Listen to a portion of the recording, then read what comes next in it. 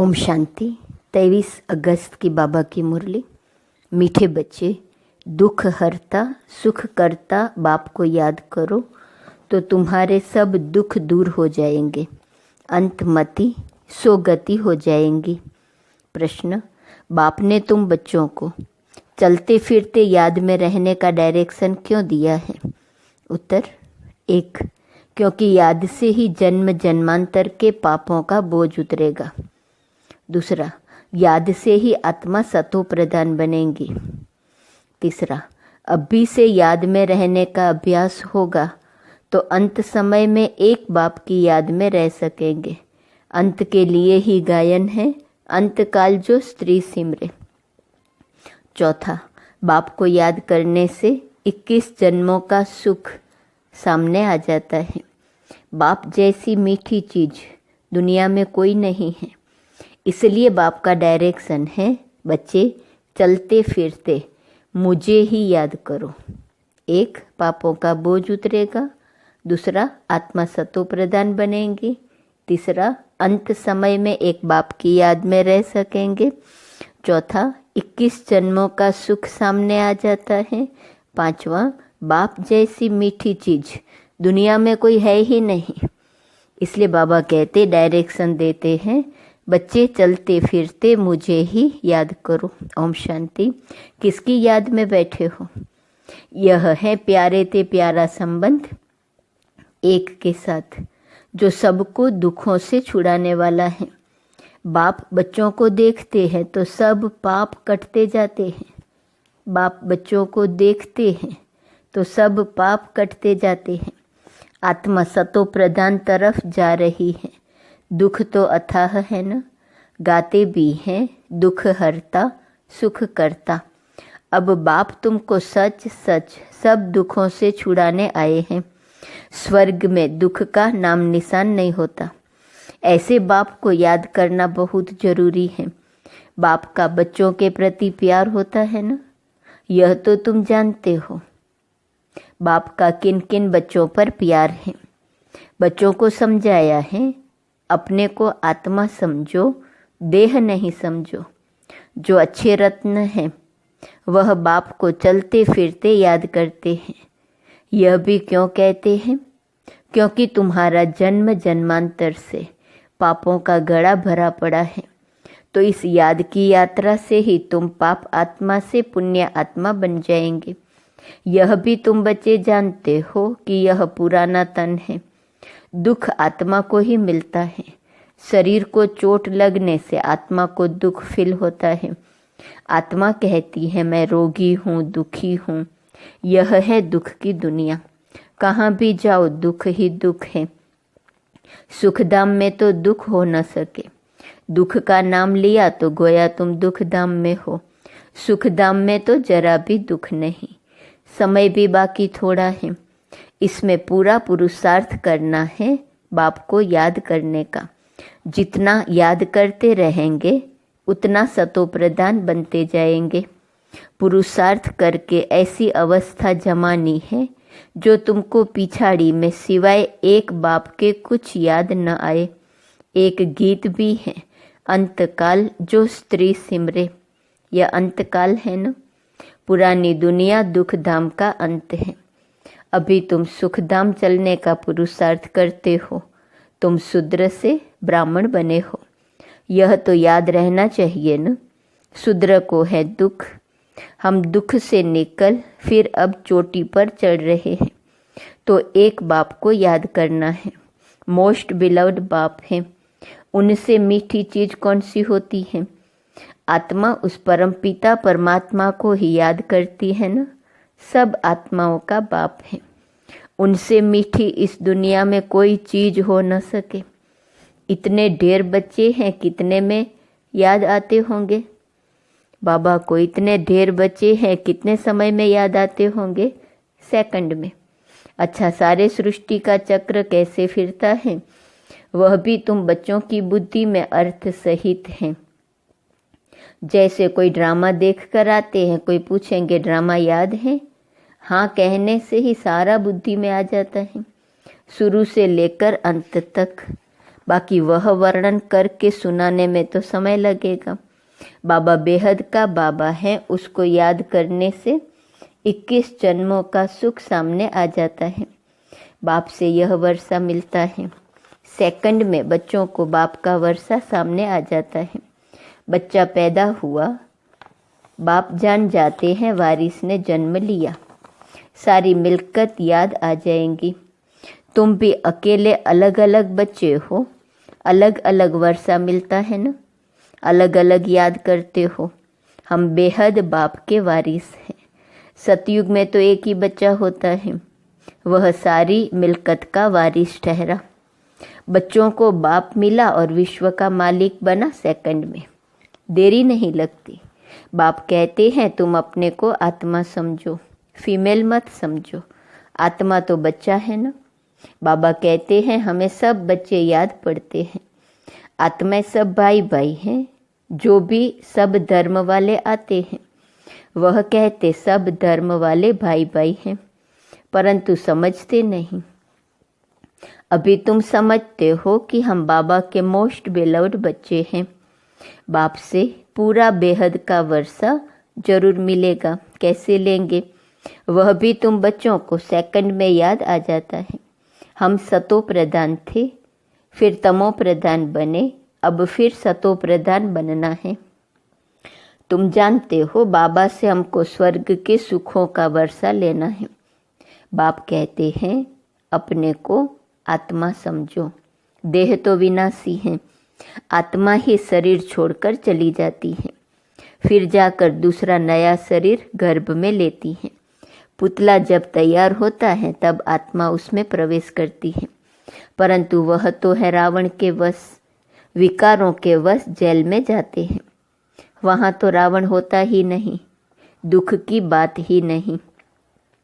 जब बूढ़े होते हैं तब मालूम पड़ता है अभी यह शरीर छोड़ हम दूसरे शरीर में जाकर प्रवेश करेंगे। वहाँ तो डर की कोई बात नहीं रहती है, यहाँ तो कितना डरते हैं। वहाँ निडर होते हैं। बाप तुम बच्चों को अपार सुखों में ले जाते हैं। सतयुग में अपार सुख है, कलयुग में अपार दुख है, इसलिए इसे कहते ही हैं दुख धाम। बाप तो कोई तकलीफ नहीं देते हैं। बल गृहस्थ व्यवहार में रहो, बच्चों को संभालो, सिर्फ बाप को याद करो। गुरु गोसाई सबको छोड़ो। मैं तो सब गुरुओं से बड़ा हूँ ना, वह सब मेरी रचना है। सिवाय मेरे और कोई को पतित पावन नहीं कहेंगे। क्या ब्रह्मा विष्णु शंकर को पतित पावन कहेंगे? नहीं, देवताओं को भी नहीं कह सकते सिवाय मेरे। अभी तुम बच्चे गंगा को पतित पावनी कहेंगे? यह पानी की नदियाँ तो सदैव बहती हैं। गंगा ब्रह्मपुत्रा आदि भी तो चली आती हैं, इनमें तो स्नान करते ही रहते हैं। बरसात पड़ती तो फ्लड आ जाती है, यह भी दुख हुआ ना, अथाह दुख है। बाढ़ में देखो कितने मनुष्य मर गए। सतयुग में दुख की बात नहीं। जानवरों को भी दुख नहीं होता है, उनकी भी अकाले मृत्यु नहीं होती। यह ड्रामा ही ऐसा बना हुआ है। भक्ति में गाते हैं बाबा आप जब आएंगे तो हम आपके ही बनेंगे। आते तो है ना, दुख धाम के अंत और सुख धाम के आदि के बीच में ही आएंगे, परंतु यह किसको पता नहीं। सृष्टि की आयु कितनी होती है यह भी नहीं जानते। बाप कितना सहज बतलाते हैं। आगे तुम जानते थे क्या कि सृष्टि चक्र की आयु 5000 वर्ष है? वह तो लाखों वर्ष कह देते हैं। अभी बाप ने समझाया है 1250 वर्ष का हर युग होता है। स्वस्तिका में पूरे 4 भाग होते दिखाते हैं, जरा भी फर्क नहीं होता। विवेक भी कहता है एक्यूरेट हिसाब होना चाहिए। पूरी में भी चावल का हांडा चढ़ाते हैं तो पूरे 4 हिस्से आपे ही हो जाते हैं। ऐसी युक्ति बनाई हुई है। वहाँ चावल बहुत खाते हैं। जगन्नाथ कहो व श्रीनाथ कहो बात एक ही है, दोनों ही काले दिखाते हैं। श्रीनाथ के मंदिर में घी के भंडार होते हैं, सब घी की तली हुई अच्छी अच्छी चीज़ें मिलती हैं। बाहर में दुकान लग जाते हैं, कितना भोग लगता होगा। सब यात्री जाकर दुकानदारों से लेते हैं। जगन्नाथ में फिर चावल ही चावल होते हैं। वह जगन्नाथ, वह श्रीनाथ सुखधाम और दुखधाम को दिखाते हैं। श्रीनाथ सुखधाम का, वह दुखधाम का। काले तो इस समय सब बन गए हैं कामचिता पर चढ़कर। जगन्नाथ को सिर्फ चावल का भोग लगाते हैं। इनको गरीब, उनको साहूकार दिखाते हैं। ज्ञान का सागर एक बाप ही है। भक्ति को कहा जाता है अज्ञान, उनसे कुछ मिलता नहीं। वहाँ सिर्फ गुरु लोगों की आमदनी बहुत होगी। होशियार होगा, उनसे कोई सीखेगा तो वह कहेंगे यह हमारा गुरु है, उसने हमको यह सिखाया है। वह सब जिस्मानी है, जन्म लेने वाले। अभी तुम्हारे साथ कौन है? विचित्र बाप।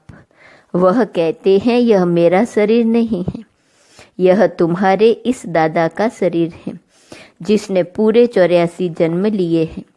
इनके बहुत जन्मों के अंत में मैं इसमें प्रवेश होता हूँ। तुमको सुखधाम ले जाने। इसको गौमुख भी कह देते हैं। गौमुख पर कितना दूर दूर से आते हैं। यहाँ भी गौमुख है। पहाड़ से पानी तो जरूर आएगा।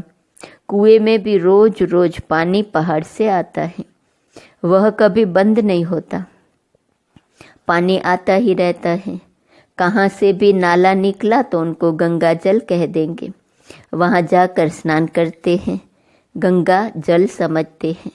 लेकिन पतित से पावन इस पानी से थोड़े बनेंगे। बाप कहते हैं पतित पावन मैं हूँ। हे आत्माएं, माँ में कम याद करो।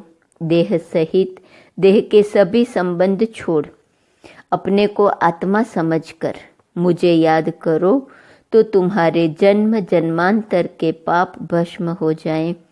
बाप तुमको जन्म जन्मांतर के पापों से छुड़ाते हैं। इस समय तो दुनिया में सभी पाप करते रहते हैं, कर्म भोग है ना। अगले जन्म में पाप किया है, 63 जन्म का हिसाब किताब है। थोड़ी थोड़ी कला कम होती जाती है, जैसे चंद्रमा की कलाएं कम होती है ना। यह फिर है बेहद का दिन रात। अभी सारी दुनिया पर, उसमें भी खास भारत पर राहु की दशा बैठी हुई है। राहु का ग्रहण लगा हुआ है। अभी तुम बच्चे श्याम से सुंदर बन रहे हो, इसलिए श्री कृष्ण को भी श्याम सुंदर कहते हैं। सचमुच काला बना देते हैं। कामचिता पर चढ़े हैं तो निशानी दिखा दी है, परंतु मनुष्यों की कुछ बुद्धि चलती नहीं। एक सांवरा दूसरा गोरा कर देते हैं। अभी तुम गोरा बनने का पुरुषार्थ कर रहे हो। सतो प्रधान बनने का पुरुषार्थ करेंगे तब तो बनेंगे ना, इसमें तकलीफ की बात नहीं। यह ज्ञान अभी तुम सुनते हो, फिर प्रायः लोप हो जाता है। बल गीता पढ़कर सुनाएंगे, परंतु यह ज्ञान तो सुना न सके। वह हुआ भक्ति मार्ग के लिए पुस्तक। भक्ति मार्ग के लिए ढेर सामग्री है, ढेर शास्त्र हैं। कोई क्या पढ़ते, कोई क्या करते। राम के मंदिर में भी जाते हैं, राम को भी काला कर दिया है। विचार करना चाहिए काला क्यों बनाते हैं। काली कलकत्ते वाली भी हैं, माँ माँ कह हैरान होते हैं। सबसे काली वह है और बहुत भयानक दिखाते हैं, उनको फिर माता कहते हैं। तुम्हारे यह ज्ञान बाण, ज्ञान कटारी आदि हैं, तो उन्होंने फिर हथियार दे दिए हैं। वास्तव में काली पर पहले मनुष्यों की बलि चढ़ाते थे, अभी गवर्नमेंट ने बंद कर दिया है। आगे सिंध में देवी का मंदिर नहीं था। जब बॉम्ब फटा तो एक ब्राह्मण बोला, काली ने हमें आवाज दिया है, हमारा मंदिर है नहीं, जल्दी बनाओ, नहीं तो और भी बॉम्ब फटेंगे। बस ढेर पैसे इकट्ठे हो गए, मंदिर बन गया। अभी देखो ढेर मंदिर हैं, कितनी जगह भटकते हैं। बाप तुमको इन सब बातों से छुड़ाने के लिए समझाते हैं, किसकी ग्लानि नहीं करते हैं। बाप ड्रामा समझाते हैं, यह सृष्टि चक्र कैसे बना हुआ है। जो कुछ तुमने देखा वह फिर होगा, जो चीज नहीं है वह बनती है। तुम समझ गए हो, हमारा राज्य था वह हमने गंवाया है। अब फिर बाप कहते हैं बच्चे, नर से नारायण बनना है तो पुरुषार्थ करो। भक्ति मार्ग में तुम बहुत कथाएं सुनते आए हो। अमर कथा सुनी फिर कोई अमर बने? किसको ज्ञान का तीसरा नेत्र मिला? यह बाप बैठ समझाते हैं। इन आँखों से कुछ भी इविल नहीं देखो, सिविल आँखों से देखो, क्रिमिनल से नहीं। इस पुरानी दुनिया को न देखो, यह तो खलास हो जानी है। बाप कहते हैं, मीठे मीठे बच्चों, हम तुमको राज्य देकर जाते हैं 21 जन्म के लिए। वहाँ और कोई का राज्य होता नहीं, दुख का नाम नहीं। तुम बड़े सुखी और धनवान होते हो। यहाँ तो मनुष्य कितना भूख मरते रहते हैं। वहाँ तो सारे विश्व में तुम राज्य करते हो। कितनी थोड़ी जमीन चाहिए, छोटा बगीचा, फिर वृद्धि होते होते कलयुग अंत तक कितना बड़ा हो जाता है। और 5 विकारों की प्रवेशता के कारण वह कांटों का जंगल बन जाता है। बाप कहते हैं, काम महाशत्रु हैं, इनसे तुम आदि मध्य अंत दुख पाते हो। ज्ञान और भक्ति को भी अब तुमने समझा है। विनाश सामने खड़ा है, इसलिए अब जल्दी जल्दी पुरुषार्थ करना है, नहीं तो पाप भस्म नहीं होंगे। बाप की याद से ही पाप कटेंगे। पतित पावन एक बाप ही हैं। कल्प पहले जिन्होंने पुरुषार्थ किया है वह करके ही दिखाएंगे। ठंडे मत बनो, सिवाय एक बाप के और कोई को याद नहीं करो। सब दुख देने वाले हैं। जो सदा सुख देने वाला है उनको याद रखो, इसमें गफलत नहीं करनी है। याद नहीं करेंगे तो पावन कैसे बनेंगे? अच्छा, मीठे मीठे सिकिलदे बच्चों प्रति माता पिता बाप दादा का याद, प्यार और गुड मॉर्निंग। रूहानी बाप की रूहानी बच्चों को नमस्ते। रूहानी बच्चों की रूहानी बाप को नमस्ते नमस्ते नमस्ते। धारणा के लिए मुख्य सार, पहली पॉइंट, इन आँखों से इविल अर्थात बुरा नहीं देखना है। बाप ने जो ज्ञान का तीसरा नेत्र दिया है उस सिविल नेत्र से ही देखना है। सतो प्रधान बनने का पूरा पुरुषार्थ करना है। दूसरी पॉइंट, गृहस्थ व्यवहार को संभालते हुए प्यारी चीज बाप को याद करना है। अवस्था ऐसी जमानी है जो अंत काल में एक बाप के सिवाय दूसरा कुछ भी याद न आए। वरदान, अपनी श्रेष्ठ वृत्ति द्वारा विश्व का वातावरण परिवर्तन करने वाले आधार मूर्त भव। आप बच्चे सिर्फ अपने जीवन के लिए आधार नहीं हो, लेकिन विश्व की सर्व आत्माओं के आधार मूर्त हो। आपकी श्रेष्ठ वृत्ति से विश्व का वातावरण परिवर्तन हो रहा है। आपकी पवित्र दृष्टि से विश्व की आत्माएं और प्रकृति दोनों पवित्र बन रही हैं। दृष्टि से सृष्टि बदल रही है। आपके श्रेष्ठ कर्मों से श्रेष्ठाचारी दुनिया बन रही है। अभी जब आप इतनी बड़ी जिम्मेवारी के ताजदारी बनते हो तब भविष्य में ताज तख्त मिलता है। आधार मूर्त है विश्व की सर्व आत्माओं के। आपकी श्रेष्ठ वृत्ति से विश्व का वातावरण पवित्र होता है। आपकी पवित्र दृष्टि से विश्व की आत्माएं और प्रकृति पवित्र बनते हैं। दृष्टि से सृष्टि बदल रही है। श्रेष्ठ कर्मों से श्रेष्ठाचारी दुनिया बन रही है। 4 बातें, वृत्ति, दृष्टि, श्रेष्ठ कर्म, दृष्टि से सृष्टि। 3 बातें, वृत्ति से वातावरण परिवर्तन होता है, पवित्र दृष्टि से विश्व की आत्माएं और प्रकृति पवित्र बन रही है, पवित्र दृष्टि से सृष्टि बदल रही है। तीसरा, श्रेष्ठ कर्मों से श्रेष्ठाचारी दुनिया बन रही है। वृत्ति, दृष्टि और कर्म। स्लोगन, सर्वशक्तिवान बाप को अपना साथी बना लो तो कोई भी विघ्न आपको रोक नहीं सकता। आज का सोमान, मैं निश्चय बुद्धि विजयंती हूँ। अव्यक्त इशारे की पॉइंट 23 अगस्त। जिस समय कोई भी परिस्थिति आए तो बाप को साथी बना लो, तो अनुभव करेंगे कि मैं अकेला नहीं हूँ, मेरे साथ विशेष शक्ति है। जहाँ बाप हैं वहाँ चाहे कितने भी तूफान हो वह तोहफा बन जाएंगे। निश्चय बुद्धि विजयंती, इस टाइटल की स्मृति से विजयी बनेंगे। ओम शांति।